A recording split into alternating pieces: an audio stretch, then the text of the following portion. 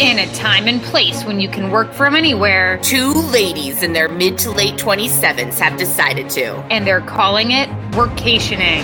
The Gringas hit 3 continents in just a few months. And are bringing you stories from their adventures. Turkey, France, Germany, the UK, and the USA. I got to pee in a hole for the first time. This is the Workationing Podcast. This call is being recorded.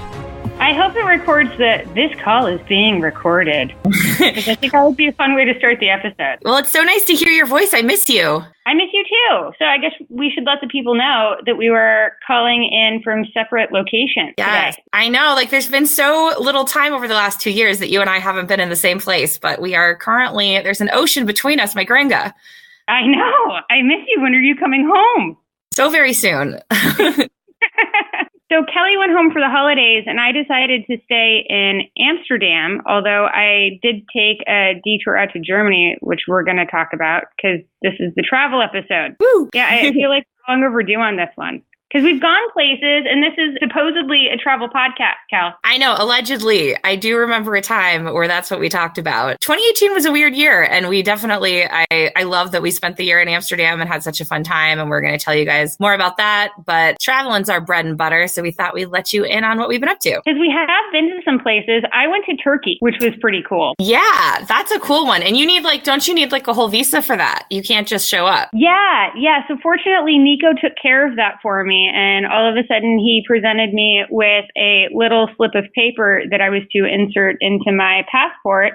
And that gave me a 90-day pass in Turkey. And I guess you can just register for this online. But the way that the Turkey visa works, and don't quote me on this because I'm not a lawyer, nor do I play one on TV.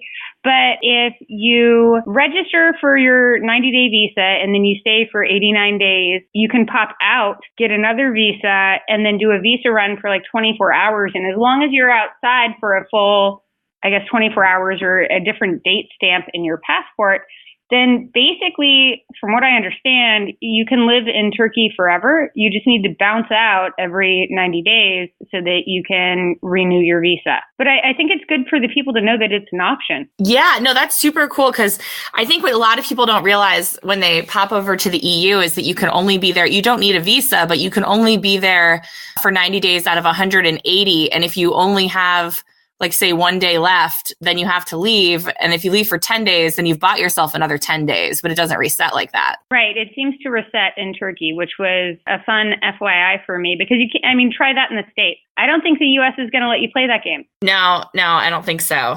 So anyway, Nico has a company and one of his headquarters is in Turkey. So we went to Antalya, Turkey, which is where he does a lot of business. And I had never been to Turkey before.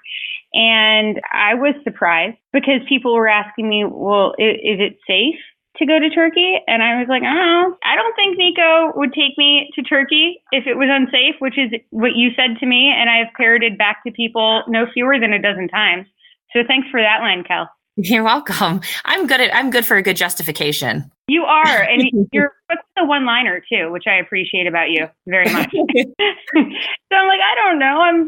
I'm sure it's kind of safe, but I've never been there before, and I'm from the U.S. and it sounds like a war-torn country. It sounds like I don't think that a gringa is supposed to go there based on what I know from what I've seen in the media when I lived in the U.S. But I got there and I shit you not. So we get in the rental car and stuck in traffic and I hear Old Dirty Bastard and it's so loud and it's that Hey Dirty song about Baby I Got Your Money. Yeah. And so I'm like, who is bumping the old DB? And so I look over to my right and my mind was blown because it was this lady and she was wearing a hijab. She's rocking out to every uncensored word and she's driving a Volkswagen minivan and the windows are rolled down and it's like, I don't know, it could have been Southern California on a summer night. No, that sounds like all the soccer moms I know, complete with the minivan and then the 90s rap. That's exactly what she was doing. And I was like, yes, sister. And anyway, so we start listening to the radio and I noticed right away, because I thought that must have been a CD, No, girl, the radio is uncensored in Turkey. And so it's a mostly Muslim country, but surprisingly liberal, I found. And like in the Netherlands, they don't censor the songs on the radio. So, I mean, who is more free? Because I can't listen to ODB uncensored in the U.S. They're not going to play that on B94 or whatever. That is interesting. You never quite know. Like, I feel like with most countries, they end up getting painted with a pretty broad brush. Right. And I'm sure that there probably are some places in Turkey that like aren't so safe, but it sounds like Antalya is pretty safe. But you could say that about the US. There's places in East Cleveland where I won't stop at a red light. So, right. But Ohio's overall pretty nice. I mean, would you recommend it for a vacation destination? I mean, I would, because Cleveland's fun for the whole family, but. Well, it's a good point. It's a good point. I mean, I would totally recommend Antalya, Turkey. I don't want to say it reminded me of Acapulco because we know what, as you like to call it, a murder toilet that place is. But it's similar to Acapulco in that there's ocean with cliff with mountainry going on in the back, and the weather's warm and the water is gorgeous, and it was just a really cool place to take in visually. It's hot fire on the Insta. If you want to check out my Instagram over, my handle is Carrie DePhillips. See the photos, but they were sick. Yeah, no, they were super awesome. I'm jealous. I'm going to come visit you guys out there at some point in 2019. Well, what I will say is that there were a lot of metal detectors. There were a conspicuous number of metal detectors that we had to walk through. We had to walk through a metal detector to get into the hotel, and it was like a fancy hotel.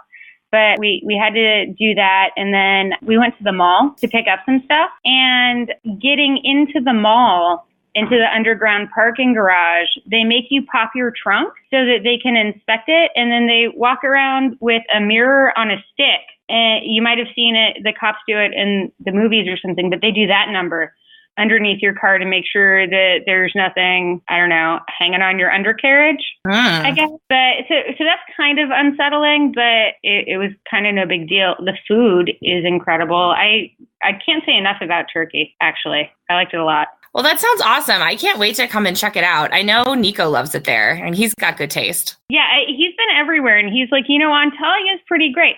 And we took a 3-hour road trip up to Salda Golu, actually in the Workationing Facebook group. So over at facebook.com/groups/workationing, there are two members of the group, Robbie and Lorian, and Robbie's got this drone, and he takes, you see the photos on Facebook. Have you seen anything like them? No, that's so crazy. I mean, National Geographic is going to come a knocking for that dude any minute now. They just went to Africa, and the Africa photos were incredible. They went on safari or something crazy. But anyway, they found themselves in Turkey, and they went to Salda Golu. And it's this ice blue, milky lake in the middle of nowhere, Turkey. 3-hour drive from Antalya through some country roads. There are a lot of goat farmers out there. They make marble out of the mountain, or I guess the mountains contain marble, and then they etch the mountains into these like Lego-like shapes. It's visually stunning, but also felt very remote. That was the first time that I peed in a hole in the ground, too. Oh, what a big day. You've heard of that, right? Like, how many people do you know who have peed in the, hole toilets in public bathrooms? Have you peed in one? No, I have not. I've peed in a hole in the woods, but I think that's a different sitch. Did you dig the hole? Yeah. You dug a hole to pee in? Like a little one, yeah. Just like... Why did you... Because you didn't want the splash? Yeah, I was experimenting. I still go by the gold standby, which is just you kind of lean your butt up against a tree.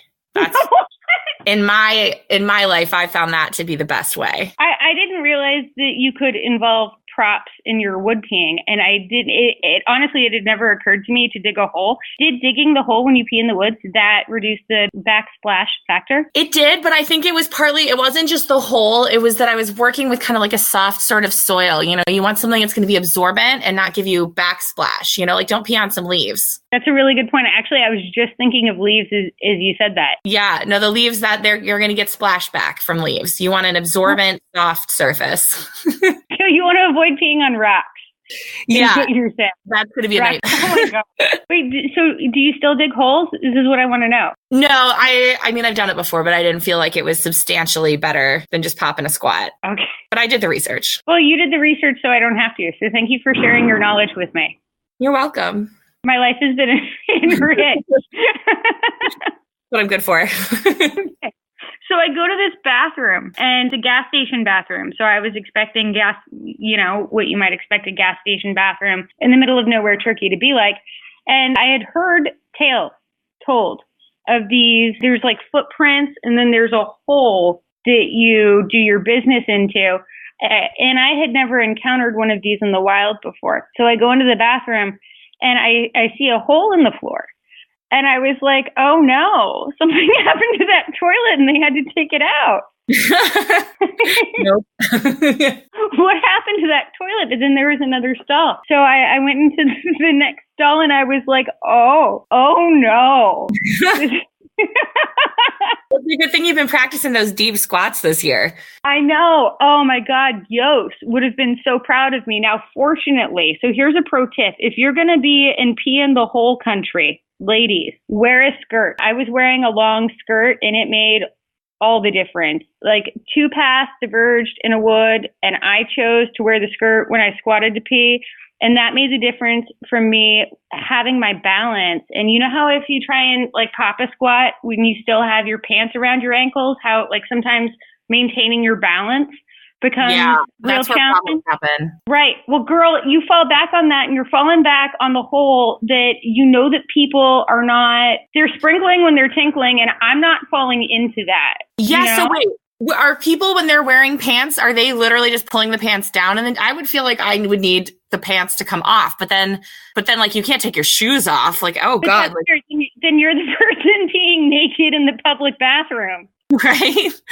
Like, what if you wore a romper that day? I was just thinking that, like, if you are in pee in a whole country, rompers are the wrong choice. No rompers. No, so I mean, I was wearing flip-flops because we were going to the beach and it wasn't a problem for me. But if I were wearing pants, again, especially if I were wearing like skinny jeans, that could have led to a real night. Because like, Kelly, you fall into this. It's just like, I don't know if people pee standing and they just kind of like hover over the hole in the ground. I don't know if that's what the ladies do out there or if they squat down like, us American ladies are taught to do in the woods. Like classy broads that we are. Hey, listen, I know how to pop a squat. So skirts only. Yeah, skirts only. And you know those times when you feel like all of your senses are heightened and you know that like one wrong move could make the difference between like things being fine and things like skirt and into disastrous territory. I felt that way the entire time I took the longest pee of my life. And it was, I was just hanging on the edge of not falling into that pee here zone. You would have 100% thrown up if that had gotten on your skirt. I know you. No, I know. I was thinking about that. And like, I was the whole time trying not to horf anyway, because like, girl, don't look down that hole. Oh, yeah. Know? I'm sure you don't want to know about what's down there. No, but you can't just pop a squat on the side of the road in Turkey. I don't think that they like that there. Yeah, I don't think so. I don't know that they're used to that. So anyway, I survived. It was fine. And now I have had one of those experiences. And I very much look forward to the first time you encounter such a bathroom. Well, let's just hope I'm wearing a skirt. I'll know what to pack for Turkey. Pop a Google search on what kind of bathrooms are you likely to encounter in insert country here. And if there's even a 10% chance that you're in pee in a hole territory, pack the skirt. This is good intel. So I think when I was in Turkey, you went to Manchester, right? And not New Hampshire? I did. I went to Manchester in the UK, which it was not like maybe the most exciting trip, but what was really exciting about it to me was that, so this was when my brother was out to visit in Amsterdam, and it was cool because of my 5 siblings, 4 of us were on the European continent at the same time. Yeah, like it was really cool. So my brother and I actually flew to Manchester just to meet up and surprise my little sister Zoe, who had just turned 18 and was out there traveling with a friend. And so we just like popped on over literally for lunch. I didn't even pack anything. I felt so chic, just being like, excuse me, while I get on this plane and go have lunch in another country and come back. That is very fancy. That sounds like a very fancy lady thing to do, doesn't it? Yeah, no, I was like, God, I'm cosmopolitan. This is amazing. So it was really fun. We just spent the afternoon there. It was really, we didn't want to, Kevin and I were not trying to crash Zoe's thing too much. Like she's 18 and she was out doing her backpacking and the UK thing. And we were like, if I'm here, I'm just going to like get into parent mode and tell you what you should do and should not do. And I really did firmly believe in my heart that she should go and get into some trouble and kiss boys and, whatever it is they get up to. I can only imagine. I was really good at 18. I think she's really good too, actually. I don't know that she even really got into much. I would have been a train wreck and probably would have ended up getting trafficked, but she has a better head on her shoulders than I did at that age, that's for sure. Well, I don't know how much trafficking is going on in Manchester, but I guess you never know. Well, actually, she and her friend got stopped somewhere because one of the train stations, they got stopped and questioned because they were like two young, pretty girls who were traveling alone. And they were like, so who are you going to meet? And they were like, we're going to meet some like her like uncle or something. And they did not buy this uncle story and was like sure that they were being trafficked, and they like got detained for a while. Oh no. And it was like the actual police that did that? Yeah, they had to like answer all these questions because they thought that they were getting trafficked. They have to like prove, did they have to call the uncle? Yeah, and they had to get that all straightened out. And I was just like, I'm on the one hand, I guess I'm glad that they're looking out for that. I mean, it sucks that they got detained, and I think it was like a little scary for them. I mean, at least they have their eye on that situation. I mean, what would have happened if they didn't have an uncle to vouch? What if they weren't going to visit anyone? Yeah, I'm not sure. Like, I really don't know what would have happened at that point. So that was a little scary. And that's not something you and I have. No, apparently no one thinks that they're going to be trafficking us. I'm borderline offended by that. I don't know what I would fetch on the open market. I don't know, some guys are really into sassy redheads, I mean, they're going to get a lot of sass. They're going to get a lot of that. So we were in Manchester. We had lunch. We did like fish and chips. I'd never actually done fish and chips in the UK before, so I took that opportunity. How did it compare to Long John Silver's? I mean, listen, you can't approach that level of perfection, but it was pretty good. It did come with some smashed peas, which was a very British side, I felt. I'm very close on the food conversation, and I need to know more about the fish and chips. What kind of coating was it? A beer batter? Yeah, it was a beer batter, light and crispy. It was like on a white, I think a cod of some kind of white fish. It was pretty standard, but it did come with those mushed up peas, which were actually quite good. I love a good pea, though. Were they like soupy or? They were just kind of like mashed up. It was like a pea puree. Okay. And the chips, were they like fries or were they those like disc potatoes? They were fries. Okay. And tartar sauce with that or vinegar or both? Both. You could really, and I went all out. I did it all. I like to do it all too. I like to put vinegar and tartar sauce on it. Yeah, we were living large. Well, while you're there, Yeah, for sure. Museum too? Yeah, we popped over. Actually, there's a park nearby where we were, like nearby the train station in Manchester, where they've got like this Alan Turing memorial. He was a British guy, if you don't know, during World War II. And he learned how he used math to like decode the Nazis' codes. And then that was how like the British managed to not completely die and get all blown up because the Nazis were like bombing them every night. Sounds like an episode of Drunk History, and it is 2 PM and I am stone cold sober. But anyways, Alan Turing, very interesting guy. And there was a free art museum that we went and hit up, which was great. And it was actually a really cool experience, but mostly it was cool to just kind of have that experience with my siblings. Like Zoe was really surprised. She didn't know we were coming. And so it was just kind of a cute day. I was excited about it. Where did you meet her? Did you meet her at the airport or did you just like roll up to her Airbnb? We came in through the Manchester airport and then we took a cab to the train station, and got there when they were coming in, basically, and surprised them. That was good timing. Yeah, it almost didn't work out. Like we had some issues getting on the plane and all of that, but it all worked out in the end. In between our travel, we also had some friends in town, which was exciting. We had a lot of people come to town. So we had one at our apartment. Antigone came and stayed, and then MK came, and then we had Stephanie and Brian out. and we took them on a boat.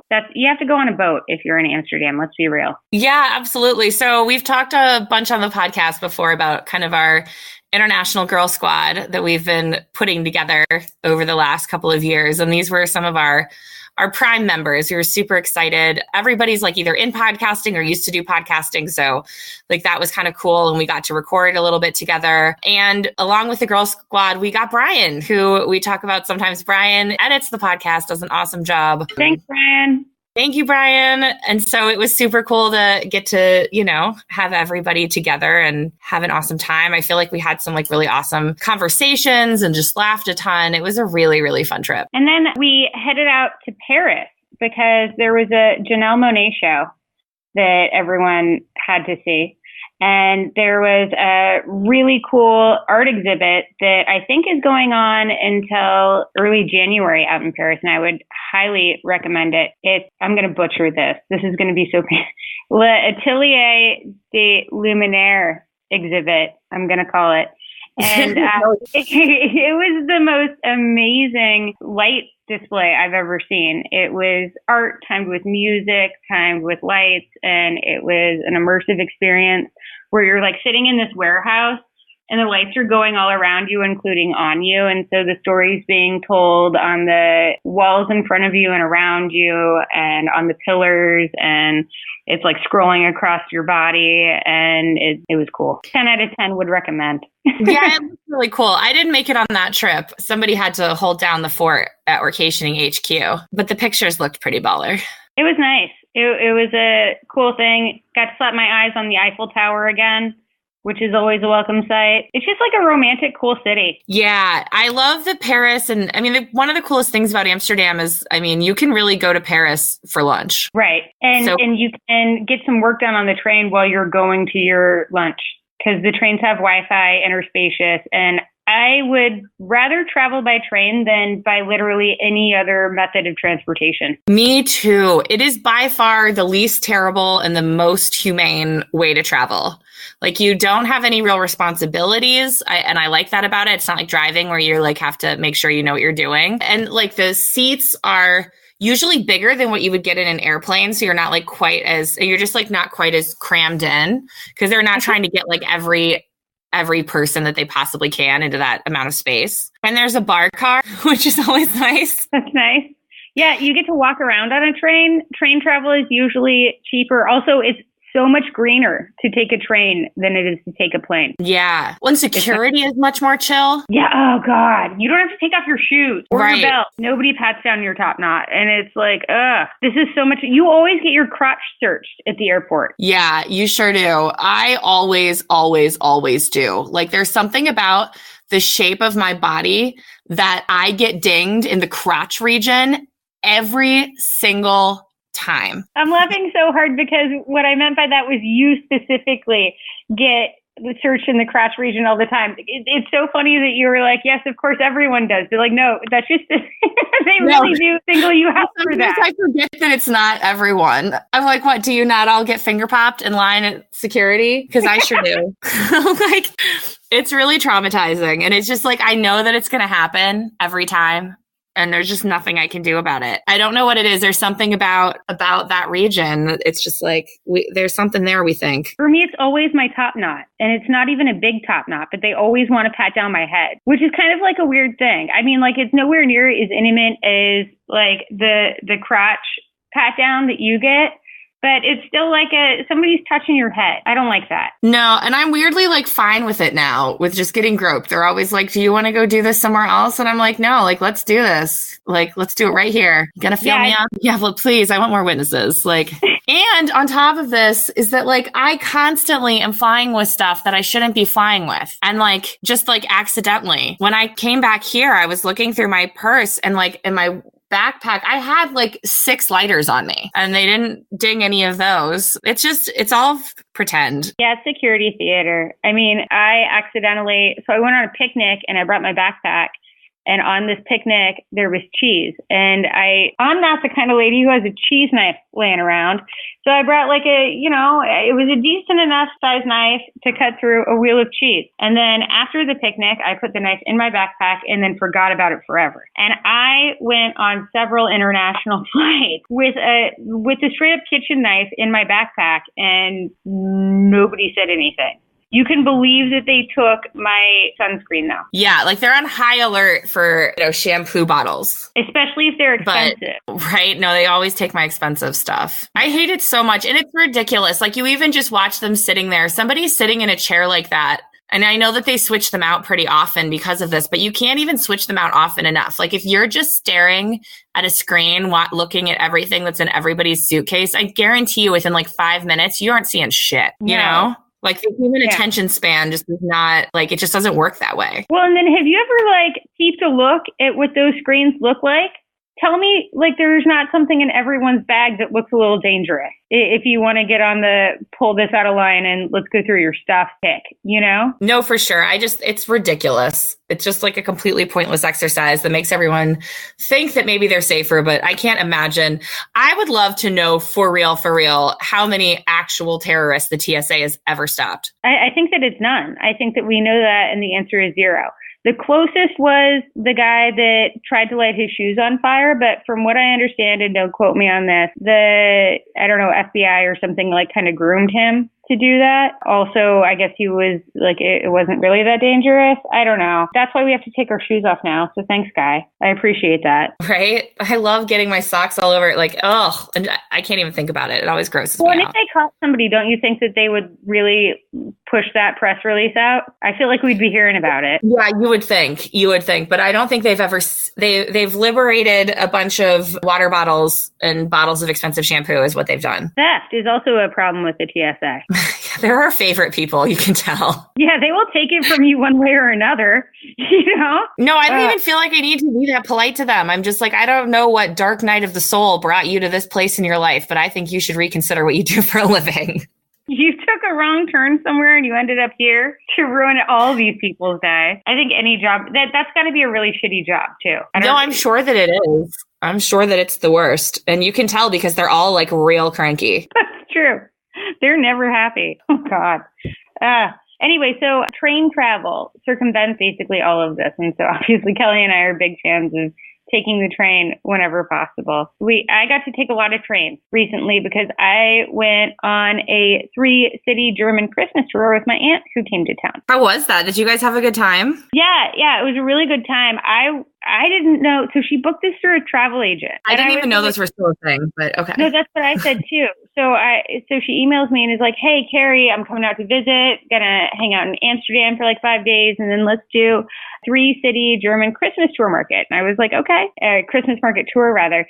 And I was like, "Okay." So then I look at the itinerary, and she sends it to me from a travel agent, and I'm like, what? Who still is a travel agent these days? How do you make money as a travel agent? Because she had originally picked a route that made no sense whatsoever. We were zigging and zagging, and we could have made it more efficient. And so I sent that feedback in, and she did make it more efficient. But yeah, travel agent. Aunt Beth is still going to the travel agents though. So there are still some people who use them. Well, I guess the robots haven't taken all our jobs yet. I mean, yeah, they get a kickback of the places that they book. But I'm just how do you make money as a travel agent? Because sometimes there are upfront fees, but I guess it's nice in that all of the planning is taken care of for you. So she arranged a bunch of tours and stuff. So she saved a lot of time. I'm trying to rationalize why a travel agent might still be in business. I don't know that it would be the choice I would make, but it sounds like you got to go do some fun stuff though. Oh yeah. I mean,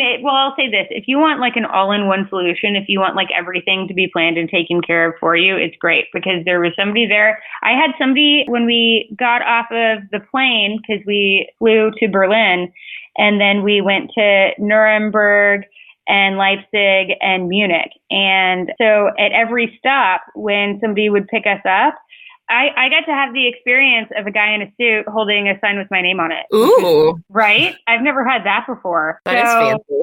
if you want to treat yourself to that movie-like experience, then definitely like call up a travel agent. But it was super cool. We got to see the Berlin Wall, and we did a tour of a concentration camp, which was on my bucket list. For me, it's something that I only need to see once, but right. I did want to see it. And the concentration camp that we went to was right outside of Berlin, and it was actually like where they trained the Nazis and kind of where they did their testing before they, I guess, proliferated whatever the quote-unquote successful tests were to the rest of the concentration camps. And so it was a really powerful and moving experience. And it was a really gloomy kind of rainy day, which felt appropriate. And between that and the Berlin Wall, in the span of 2 days, it's like crazy to be confronted with that much history and the significance behind that history and how it played out, and to understand that you're, literally standing in a place where people have died and you have an idea of what they died for. And so it kind of humanizes it even more. Yeah. It less out of a historical kind of book context and puts it more into the real life, where it's just like the weight and gravity of it all. It was overwhelming at times, actually, but it was important for me to, over the course of my human experience, kind of confront the experiences that other humans have had, because I think it helps put my own experience into context. And usually, I look around at my life and it makes me feel so much more grateful for everything that I have and the freedom that I have, and our ability to travel the world while doing what we want, which is pretty cool. Yeah, absolutely. I totally know what you mean about the history thing. In Europe, it's all around you. And suddenly, like, World War II isn't this like far removed hypothetical thing. It's something that, there are people alive who have memories of it. And it's crazy. And it does make you feel more grateful, because it makes you realize, I mean, in the whole course of human history, to be born into a place in a time where you would have the amount of freedom that we have, and also just like the lack of chaos and war, like just by virtue of where you're born, you can be born into a place that's just crazy. You know what I mean? Or it's just chaotic and violent all the time. And to have the privilege and like the luck to have been born in a place where that is not like an everyday waking part of your life is like a big deal, Well, and at a time too, because hey, you and I have been around in Salem just not that long ago, really. Oh, they would have burned us first, girl. Yeah, we would not be alive. I don't think. Actually, I think what would have happened is they would have thrown us into a lake, and then because we swam, then we would have for sure been witches, and then we would have been burned at the stake. So we would have gotten 2 goes at it. That would have been fun. No, for sure. Like, I mean, there are places in the world right now where we can't really be who we are, but like even 100 years ago, there was almost nowhere in the world where we could have been. No, the way that the world has really evolved as it pertains to women having more autonomy and freedom, it's insane. Even 50 years ago, to look at how far we've come from, well, I guess it's more than 50 years ago, but like from the 50s. That was a whole different time. And yet it wasn't that long ago. And it wasn't that far from World War II. And the Berlin Wall came down in 89. So I don't know. All of it seems like pretty recent history. It's like too soon, Right. It definitely makes me want to like take advantage of every part of the freedom that I do have, really take it for a ride. And I hear sometimes like when people, I know like you were talking about, people expressing concerns about Turkey and like, listen, probably we shouldn't have gone to Acapulco and we could have made some better choices in Medellin and all of that. But at the same time, when people are like, you're crazy, you shouldn't do that. I'm like, first of all, a lot of this stuff it's not that it's safe, but it's safer than you think it is. Like, how safe is it for you to commute every hour or commute for an hour each way to work every day? I don't know. That's a lot of miles. Statistically, I don't think that's looking too good. Right. Like, I'm just not that risk averse when it comes to experiences, because I don't really see the point of having all this freedom and then not using it to, do some stuff.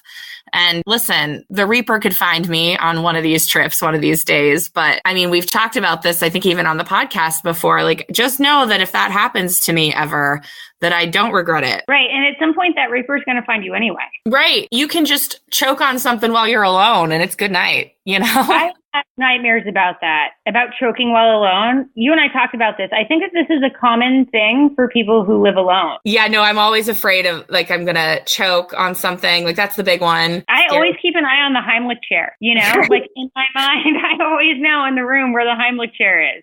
You're like, I'm alone, so I'm cutting my grapes in half today. What a sad single person thing to do. Right? Well, listen, it seems to be me. I'm pretty dug down in that single life at this point, I think. So how go things at the homestead now that you're home for the holidays? You know, it's actually been really great. It was weird coming home because last year, I was gone for most of the year last year, but we did pop back into the US a few times. And even though it wasn't necessarily home, like the United States is a very particular place, and just being, you know, even being in San Diego would feel like coming home in a way, you know? But this last year, I was really out for all of 2018 until I came home at the beginning of December. And also, instead of moving around so much, like I spent most of the year in Amsterdam. And so I really got used to that culture and that space and, you know, just everything about it, how it looks, the rhythm of your day, you know, that whole thing. And so coming home this time was like a even more surreal experience. I just, in some ways it's exactly the same and I can slide right back into it. But there's also this like really intense reverse culture shock. I was actually mentioning to people that, you know, I always had grown up feeling like I came from a really generic place because it's just Midwest USA. And so I just felt like it was a place almost without culture. But I think that was just a lot of me being kind of blinded by the fact that this was the only culture that I really knew. And then once you get to know another culture, you know, and other cultures, but I felt like we really got to see this year a lot more of Dutch culture and what that's like. Suddenly I can see the culture. I feel of where I'm from. Like it's like this actually really complex thing. It's just like a weird experience. I think probably a lot of expats go through it. How would you describe the culture of Ohio relative to the culture of, or even, you know, the culture of the U.S. relative to the culture of what you've seen in Amsterdam? I think that one thing, and this sounds obvious, but I'd never really seen it and fully understood what it meant. But it's so clear to me now what an individualistic culture the United States has. You know, even in a place like where I'm from, like Northeast Ohio, that I feel like is very community and family oriented, it's still a very individualistic place. Whereas the Netherlands is very collectivist. Like it's the good of the many does always outweigh the good of the few in the Netherlands. And in the US, it's like, you know, sure, we have majority rule, but it's every man for themselves, really. Yeah, I mean, like, I totally agree with you. I'm seeing it play out in the healthcare situation, though, and out here, it's better. It is better. It is. I know. I mean, the number one thing that so many of my friends are struggling with right now is just like healthcare costs. And, you know, and these are people who have good jobs and all of that. It's just like, it's really, really expensive now. And they're also having to worry about older parents and that sort of thing. And, you know, how they're going to pay for their care. Yeah, it's pretty grim, the healthcare situation out here. Meanwhile, out here in the Netherlands, in Amsterdam, I pay 130 euros per month for comprehensive healthcare, including vision and dental, including international coverage, which, knock on wood, hopefully I'll never have to take advantage of. But if I do, I have it. Really nice to have. Yeah. And then the elder care out here. I'm not going to say there are no homeless people in Amsterdam. There's like one per neighborhood. There's really like zero homeless population in Amsterdam or in the Netherlands. And it's because the societal structure of the country is set up in a way that those people are taken care of and they have, you know, a place to go. And I think they even get a stipend. And I was a libertarian for a long time in the US, and seeing that is just like, I should hate it, except for I see it working and I'm like, well, I don't really have too much to hate now that I see it in practice though. Yeah, it's really, because it's striking to come back here and to Akron, and there's homeless people everywhere and they're on every corner. It got to the point here where they actually give out licenses to panhandle, and you have like a certain corner and a certain shift that's like your time, and then they like switch shifts. And to be clear, it's cold in Akron right now. right? Yeah, no, it's very cold. And there's a lot of conversations going on in the community here about how to address the homelessness issue. Like, I won't get into a bunch of local boring stuff, but it's a huge concern out here, especially this time of year, because it starts to get really, really cold. You know, it's a dangerous, like we're talking about like real human suffering. It's just nothing that you see in the Netherlands or in countries where the healthcare and social services are more progressive. And the more that I travel, the more that I see that, and the more I see the differences between, you know, in Turkey, there's nothing. And you see a lot of people on the side of the road selling whatever they grow in their yards, and that's fine. They're making an honest living, but there's no safety net for them. And in the US, you're starting to see that there's, you know, less and less of a safety net if it exists. And especially with healthcare, the cost of healthcare are just astronomically high in the US, especially once you start talking to other people from other countries and hearing what they pay. Or when you go out traveling and you see that travel insurance is super cheap, except for if you want it in the US, and then all of a sudden what is it, like 5-10 times as much? Yeah. It's crazy. So I don't know, just something that I've noticed on our travels, and something that, you know, I know you're seeing a lot and hearing a lot about now that you're back in the States, is like the healthcare conversation is, I mean, I think it makes a huge determination in where people end up living, especially if you can see that expatting, you know, can be cheap or cheaper than you thought. Why not do that and then take advantage of, you know, a greater safety net? Yeah. And it's a huge concern. It's definitely something that's factored into my decision making. The other thing that's really striking about being out here is the serving sizes. Cause I've been, you know, it's around the holidays. I've got lots of friends in town, and I've been catching up with people I haven't seen in forever. So I've been, you know, going out to dinner.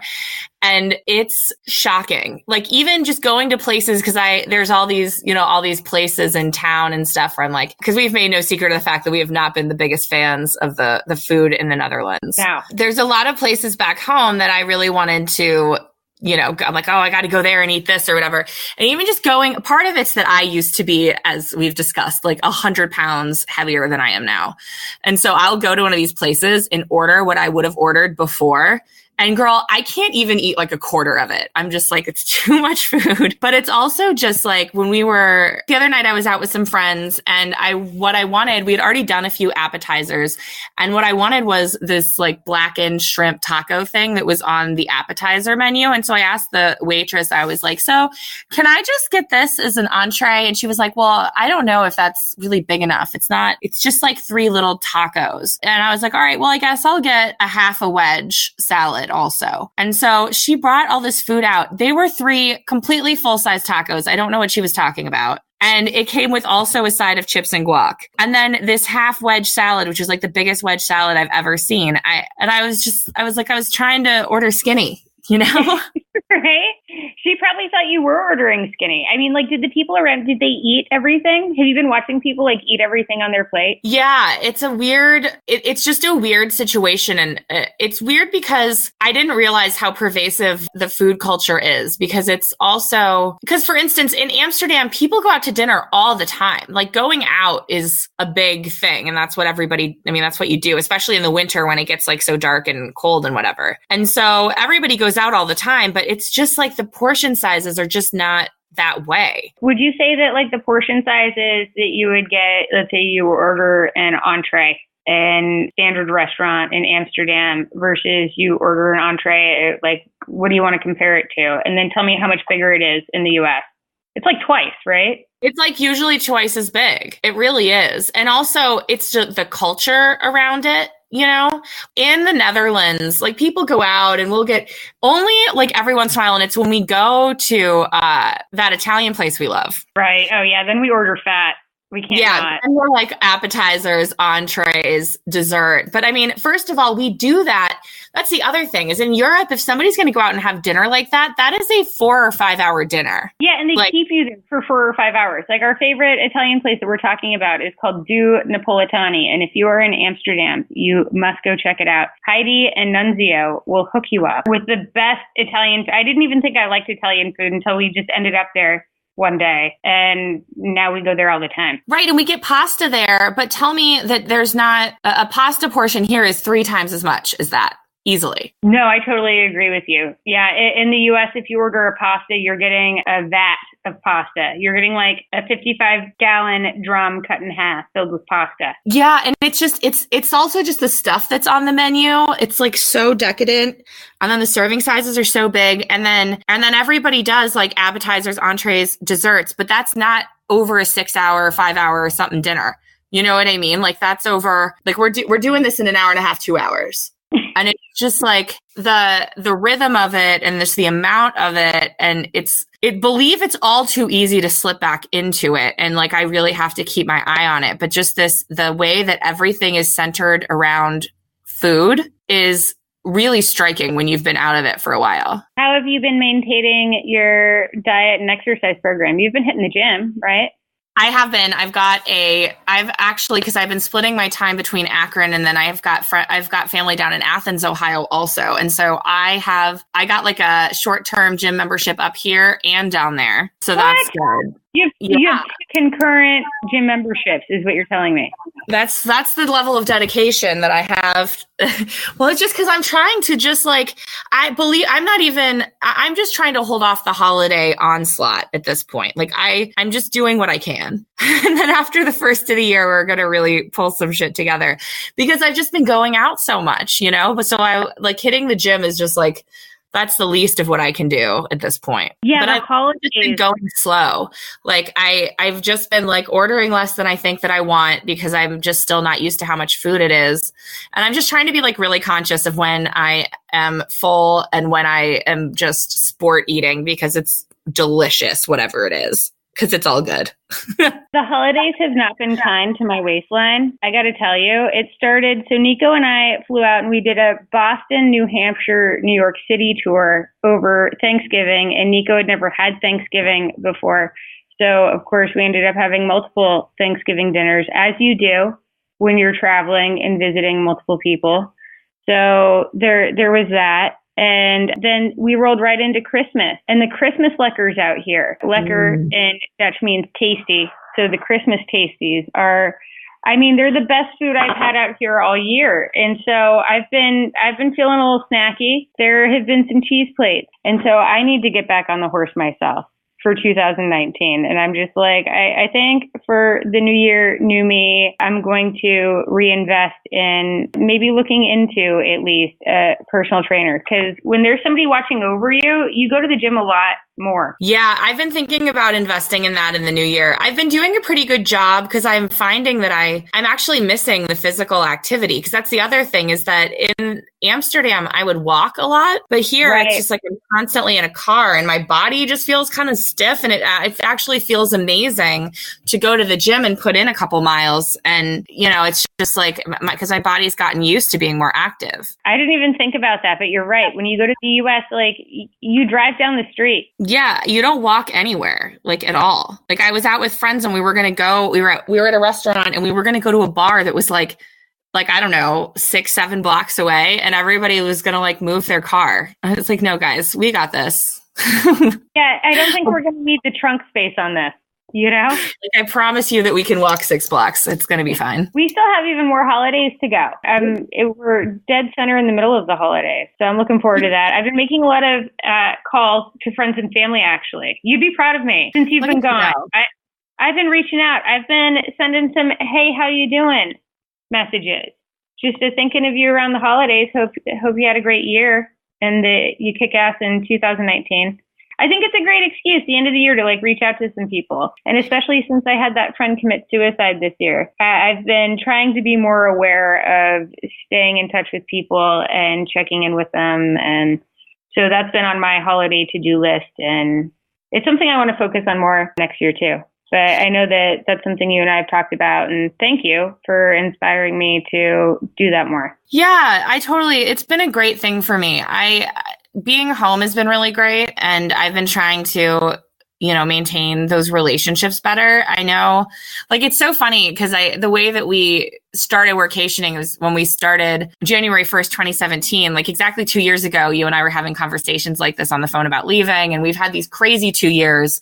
And so it's really easy to like kind of lose touch a little bit with people. But I think that as much as I value and adore and like all of the adventures that we have and fully intend to have many, many, many more, like you start to realize that, you know, as many cool things as there are out in the world, ultimately at the end of the day, the relationships that you have and that you create with people are the most valuable thing in your life, you know? And like, I really want to focus on that in 2019. Yeah, I think that especially for digital nomads, you keep seeing this over and over and over again, how loneliness is like the number one problem that they talk about. And you went home for the holidays. My family is out in California and I didn't make it out there. And so like, I don't know, Christmas was kind of a downer. I gotta say, it was great to be able to talk to my family, and I called my grandma, and, you know, I talked to all kinds of people, but it's not the same as like seeing everyone in their cheesy Christmas pajamas around the tree and watching some kids open up presents from Santa because they still think that that's a thing, you know? Yeah, I have to say I really enjoyed that part of Christmas this year. Like there's a lot of just sitting around and doing family stuff, but I have being like, distance really does make the heart grow fonder, you know, and it's been nice to. I understand that. Yes, girl. Yes. No, I know. Like it does. Yeah. Like I feel differently. I feel more positively about my home and where I'm from right now than I ever have. And it's cool to feel that way after having spent a year in Amsterdam, which is still my favorite city in the world. And I can't wait to get back. And I love it there. But weirdly, you would think that falling in love with Amsterdam and all of that would make me maybe like not as excited about where I'm from. But if anything, I feel I love it more than I ever have. And so like, that's been kind of a cool experience. And what I love so much about this sort of like digital nomad life that you and I have been creating for ourselves over the last couple of years, and why I absolutely would never want to give it up, is that as I look at 2019, the thing I really want is to find ways to have more of the things that I want. You know what I mean? Which can be both. Like I can travel and I can spend more time at home, because when you can work from anywhere, you can decide what that looks like. Yeah. And sometimes you might want to work from home. After talking to family and spending, I wasn't lonely totally at Christmas. I had Nico. We went out to a really nice restaurant dinner, the two of us. I had crab legs. It was wonderful, you know. I believe I was hitting up my internet therapist. Yeah. Like, hey, it's the holidays. And I don't want to say by myself. I've got friends and stuff out here. But again, it's not that like around the tree with the kids in their crazy pajamas, tearing into presents kind of vibe, you know, which isn't right. Like an every year food for me. But like, I think I can probably swing more than once every 5. Yeah. Well, that's the beauty, is like finding that balance. I feel like I'm working on finding it, and I have a much better idea lately of what that looks like for me. But what's great is that even if that balance changes, we can change it again. Like I'm so grateful that we've done all of this, because the freedom that it affords is like, you really can't beat it. No, it's totally cool. And I mean, you do have like down days or whatnot. Again, my internet therapist, you can get one too. 7 days for free if you go to betterhelp.com/workationing, because we love our internet therapist so much that we have an affiliate relationship with them that gets you 1 week for free. So check it out, betterhelp.com/workationing, and you will get a week free. Seriously, check it out, because it's like, especially going into the new year, it's a great time to at least investigate what internet therapy might help you do, because it's been a real game changer for me when it comes to accomplishing goals, and also just having somebody that I pay to talk to through my depressive bouts around Christmas, you know? Yeah. It gets real dark in Amsterdam. I have to say that I love Amsterdam, but I think I have spent my last winter in Amsterdam. I don't think I'm doing it again. So here's a fun one for you. Do you remember the zombie movie? It's set in Alaska. I believe it's called 28 Days of Night. That's what it feels like. this just happened, and I'm told that it's only getting better from here, but I'm like, when though? Because I haven't seen the sun since, I think the zombie apocalypse might be coming my way. That's how long it's been since I've seen the sun. No, it was the vampire apocalypse in that movie. Zombies don't care about the dark or sunlight.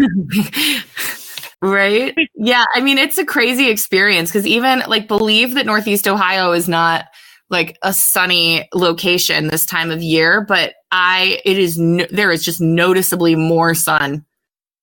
And it makes a huge difference. Yeah, I need a happy lamp or something. It's so great here in the summertime because then it's sunny for so long. It's light outside at 11 p.m. and you're feeling great, but then winter hits and it's just like, oh, you've gained weight and the sun doesn't shine anymore. So I think I'm going to pop to Turkey where it's sunnier, you know? Yeah, that sounds like a good plan. All right, so have we done it? I think we did it. I'm sure we'll talk more about the New Year's stuff probably in the next episode. Well, and we've got the travel tips because people need to know what happens if you die on a plane, or what happens rather if somebody dies on a plane that you're on, because it's not good info. No, we're excited about that one. So I know we always get a little slow this time of the year, but listen, January 1st is a coming and we are rededicating ourselves to podcasting. We love the podcast. We love that we've met so many of you or gotten to know, even just online, so many of you. It's been a really cool experience. Yeah, we have over 2,000 people in our Facebook group right now. I know, it's crazy to me. If you search Facebook groups and look for Workationing, you're going to find us, or you can go to facebook.com/groups/workationing.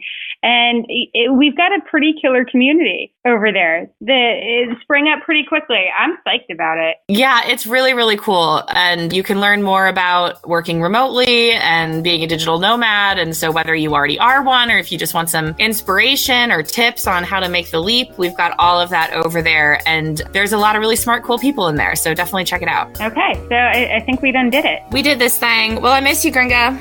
I miss you too. Talk soon. All right. Bye.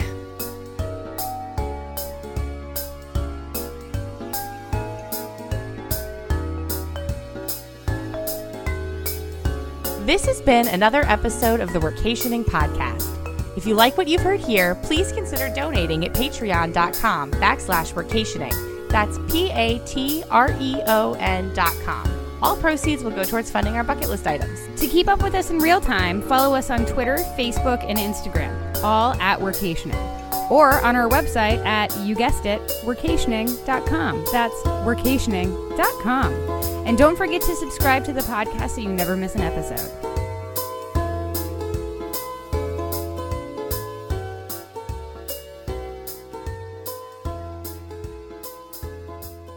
Okay, let's jump in on a little faster. We're rusty. Okay. Yeah, girl. Well, it's weird being so far away. I know.